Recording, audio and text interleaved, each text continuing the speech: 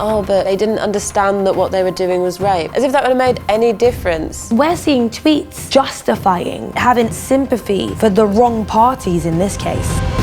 Welcome to True Crime Unravelled, the show in which criminologist Doro Townshend and me, Yinka Bokinni, dive right into the heart of some of the biggest true crime stories. And we'll be having a look at some of the amazing documentaries and dramas that have brought these cases to life. In this episode, we're looking at a 2012 case from the USA, where a 16-year-old girl went to police claiming to have been raped by two footballers at a party.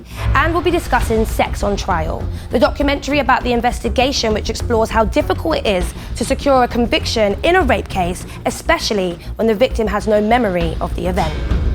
The victim woke up in a basement that she had never been in. One of the boys showed her where her clothes were. She doesn't remember what happened. The guy who took a girl home, to him, she just had a few drinks. She drinks like that all the time. She's good. But to somebody else, she was clearly intoxicated. That's rape. We had to prove that our victim was credible and that she didn't remember, that she wasn't making this up. And they were plenty mature enough to know right from wrong, no matter how they were raised. They should have known that what they were doing was not right.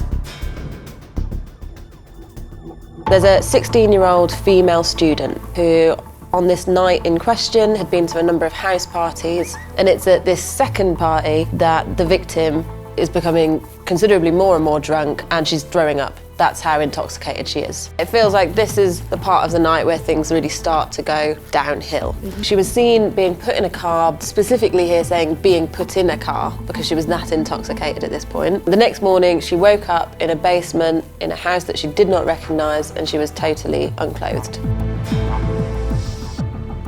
You have Trent and you have Malik. They both had no previous criminal records. They were considered nice, upstanding students, performed well in school. And this is also another key point. They were both key players on the local high school football team. And football was considered sort of a big thing in this community. Their status as that, I think, is important to learn more about why people in the case seemed in some ways to sort of defend these guys. You know, they've never done anything wrong before. Athletes, good family. That came out about Trent, right, that he's from like a good home, yeah. It sounds like either excuses or empathy.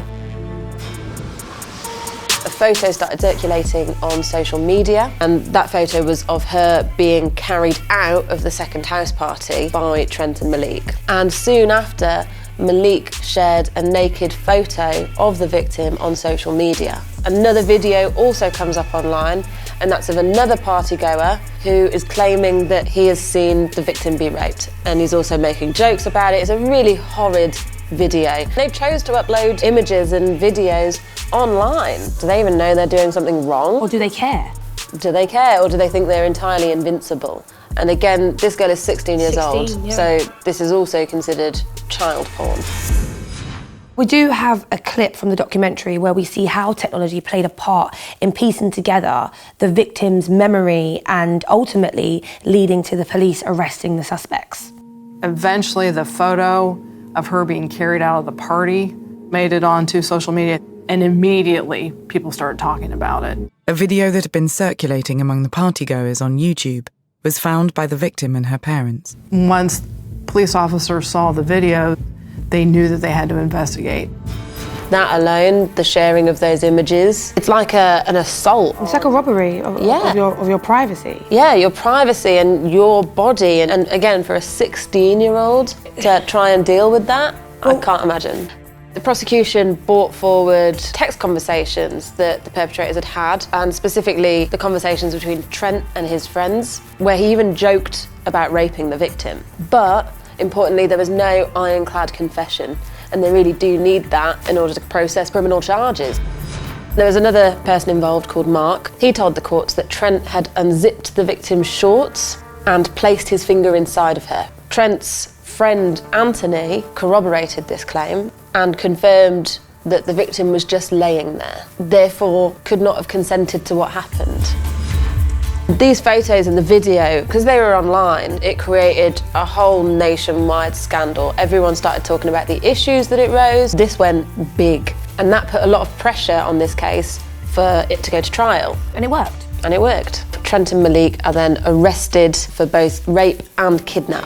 The thing that struck me the most about this case is how difficult it is to prove rape. Without these photos, these videos, she may never have known, and the police may never have taken her seriously. It makes me wonder how a victim can prove a crime if they have no memory of it. Rape is notoriously difficult to get a conviction for. And to give numbers to that, in England and Wales in the year ending March 2020, 58,856 cases of rape were recorded. Of those, 2,102 prosecutions. That is tiny. And so that really shows us how difficult it is to get a prosecution, and therefore also why so few people go to the police in the first instance, because they think, well, nothing's going to happen.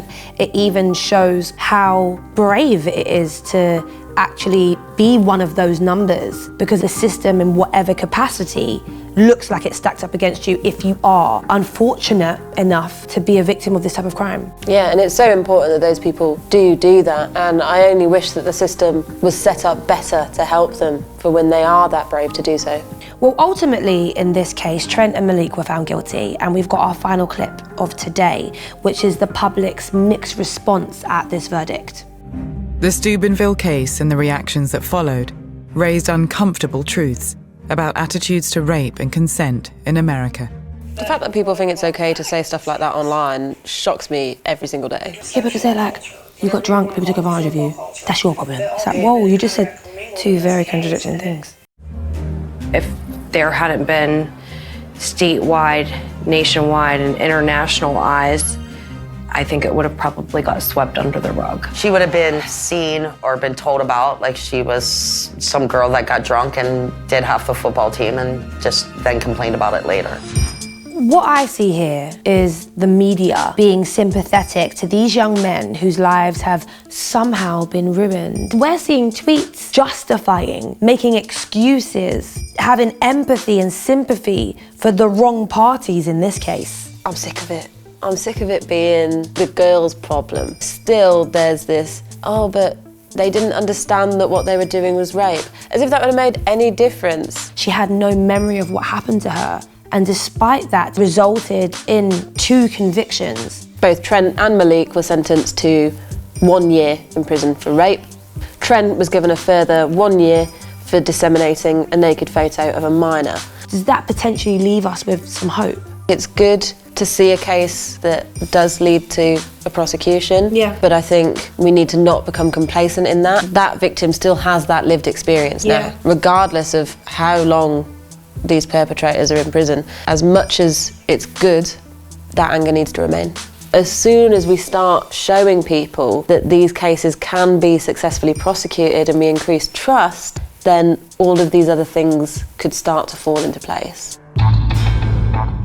The thing about sex on trial for me is that you're left with a sense that you've been forced into this conversation, and I think that's a good thing. Absolutely. The chances are yourself, someone you care about, will have either previously been or will potentially be a victim of this type of crime. And that's predominantly going for the women in your life. It kind of breaks that taboo, I think, of this type of subject. It breaks the taboo of being the one to bring it up. By having these open conversations, we can support each other better, and we can feel confident to talk to our friends, talk to our family. We need to have these open conversations with men, you know, through education, but also with our friends, with our family. I think it's really easy when you talk about these cases, watch these documentaries, to leave feeling very disheartened. Even when it results in a conviction? Even in that case, because you see the other side still. You see the victim blaming, you see the online hate. Rather than being disheartened, we need to be angry, and we need to collectively be angry, and we need to talk. And it's only when we're doing those things that anything can start to change.